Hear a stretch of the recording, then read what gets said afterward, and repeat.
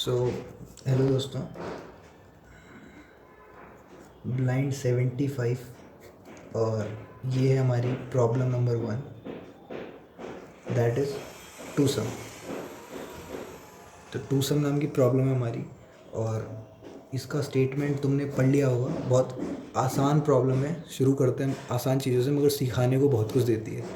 ठीक है, तो क्या है प्रॉब्लम? कह रही है कि given an array of integer return indices. ठीक है, हमें क्या चाहिए?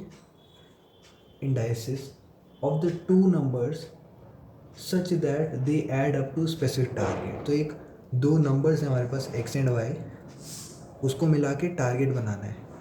ओके, सो हमें क्या करना है? पहली बात इसमें बोल रखा है कि क्वेश्चन को ध्यान से पढ़ोगे अगली लाइन में तो बोले कि एग्जैक्टली वन सॉल्यूशन होगा ही होगा।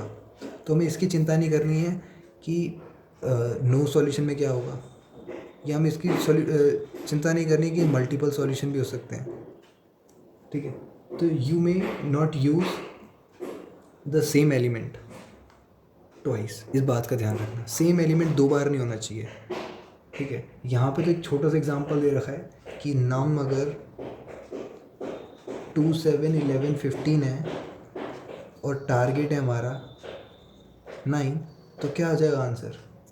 2 + 7 क्या होता है? 9 होता है ना। तो आंसर जो होगा हमारा वो होगा 0, 1। ये हमारा क्या होगा? सोल्यूशन होगा, क्योंकि 0 इंडेक्स पे ये है, 1 पे ये है। ठीक है, अब क्वेश्चन कह रहे हैं कि एग्जैक्टली वन सॉल्यूशन है। ठीक है, अब एक ऐसा एग्जांपल दिखाता हूँ जिसमें क्या होगा कि हम एक एलिमेंट को ट्वाइस भी यूज़ कर सकते थे। Let's say if num is 2153, ये होता तो, और टारगेट का हमारा 4। तो ये बात बताओ, हम ऐसे क्वेश्चन में क्या करेंगे? पहले सिंपल सी बात सोचते हैं। ठीक है, 2 है, 1 है, 5 है, 3 है। हम क्या करते हैं? पहले चलते हैं 2 की तरफ। 2 हमने ले लिया एक एलिमेंट, अब 4 बनाना है तो यहाँ कहीं और आपको 2 दिख रहा है क्या? नहीं दिख रहा। ठीक है, यहीं पे नेक्स्ट स्टेप पे चलते हैं। अब हमारे पास आ गया 1। ठीक है, 2 हम देखेंगे नहीं। देखो, 2 और 1 को हमने करके देख लिया, 3 हो रहा था। तो एक बार जो पीछे छूट चुका है उसको दोबारा नहीं देखना है, अब आगे ही बढ़ना है। तो पता चला कि हाँ भाई, 1 और 3 आपस में सम होके टारगेट बना रहे हैं, है ना। मगर इसमें दिक्कत क्या है? ये एक ब्रूट फोर्स टेक्निक है ना। अगर हम वर्स्ट केस देखें तो n × n हमारे पास बिग ऑफ n² आ जाएगा, है ना, टाइम। तो ऐसे केस को हम ऑप्टिमाइज़ कर सकते हैं क्या? आज ऑप्टिमाइज़ तरीका बताता हूँ तुम्हें। क्या करेंगे हम यार? हैश मैप का यूज़ कर सकते हैं।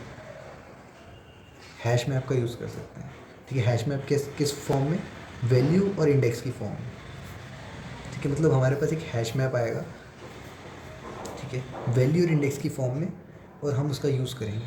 कैसे? देखो, मान लो कि हमारा एरे है, ठीक है, और टारगेट हमारा कितना है? 4 का। तो इसमें 2 जो है हमारे पास 0 इंडेक्स पे है, ये 1 पे है, ये 2 पे है, ये 3 पे है। तो हम एक काम करते हैं कि टारगेट में से माइनस कर देते हैं वैल्यू को। तो यहाँ 4 - 2 करके देखो, 2 आता है ना। 4 - 2 क्या होता है? 2 आता है। तो 2 अगर हम इसको हैश मैप में डाल के रख देंगे सारा, तो हमें दिख जाएगा, ठीक है, 2 है हैश मैप के अंदर, है ना। तो फिर बोलोगे 2 तो है, तो फिर 2 + 2 कर दो। मगर ऐसा मना करा गया कि एक ही एलिमेंट को ट्वाइस यूज़ नहीं कर सकते, है ना। तो हम एक ट्रिक करते हैं इसमें। हम क्या करेंगे? हैश मैप के अंदर बाद में वैल्यू डालेंगे। मान लो अभी हैश मैप एम्प्टी है, ये हमारा एरे है, हमने 4 - 2 करा, आंसर आया 2। ठीक है, अब चेक करो, खाली, यहाँ खाली दिख रहा है ना। क्या इस खाली जगह में आपको 2 नज़र आ रहा है? नहीं आ रहा है। चलो फिर आगे बढ़ते हैं। आगे बढ़ने से पहले इस 2 को यहाँ पे घुसा देते हैं कि 2 जो है वो हम चेक कर चुके हैं कौन से इंडेक्स पे था? 0 इंडेक्स पे था। नेक्स्ट स्टेप आया 1। अब देखो, 4 - 1 करो, कितना होता है? 3 होता है। मगर यहाँ 3 नज़र नहीं आ रहा है, ये बात ध्यान रखना। यहाँ नहीं देखना, हमें यहाँ देखना है। यहाँ तो सिर्फ 2 ही नज़र आ रहा है, वैल्यू ही देखनी है ना। 3 तो नज़र नहीं आ रहा। अब देखो क्यों ऐसा करा हमने। तो इसको भी हम 1 को रख देंगे, 1 इंडेक्स पे आगे बढ़ जाएंगे, है ना। फिर 5 में आएंगे तो 5 - 4 कितना होता है? -1।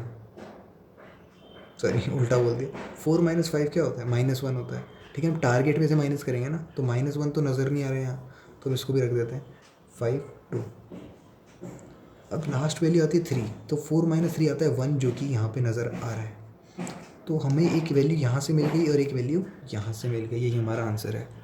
ठीक है, हम किस तरह से पहुँचे, हम ऐसा नहीं देखना कि आपको 1 से पहुँचना है।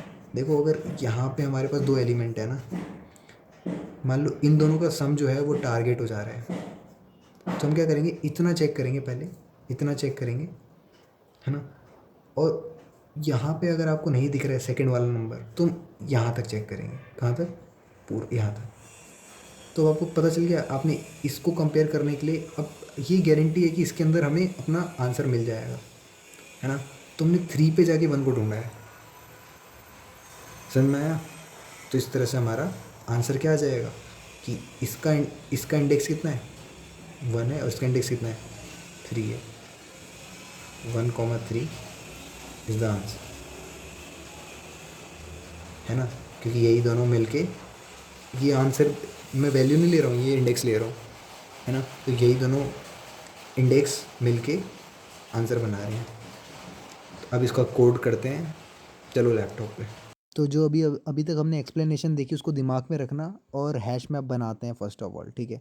तो मैं एक एम्प्टी हैश मैप बना देता हूँ और इसको एम्प्टी रहने देते हैं। अब इसके अंदर क्या करेंगे हम, इसके अंदर एक वैल्यू और इंडेक्स इस फॉर्म में लिखेंगे, ठीक है। वैल्यू को पहले, इंडेक्स को बाद में।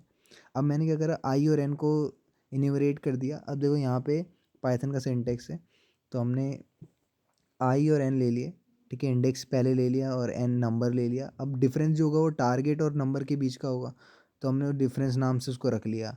अगर डिफरेंस हमारा हैश मैप के अंदर है तो हम क्या करेंगे, अभी तो फ़िलहाल हैश मैप एम्प्टी है, मगर आगे जब होगा तो रिटर्न कर देंगे हम, हैश मैप के अंदर डिफरेंस डाल देंगे, दैट इज़ द वैल्यू, और आई को इन दोनों का एरे सबमिट कर देंगे, जैसा कि क्वेश्चन में डिमांड करा गया है। एल्स हम क्या करेंगे, वरना हम हर बार क्या करने वाले हैं, हैश मैप के अंदर वैल्यू को डालने वाले हैं विद रिस्पेक्ट टू इंडेक्स और रिटर्न एम्प्टी कर देते हैं। अब आउटपुट चेक करते हैं, तो देखो सक्सेस आ गया। होप तुम्हें समझ में आया होगा, और एक्सप्लेनेशन अच्छी लगी तो लाइक करना। टेक इट को।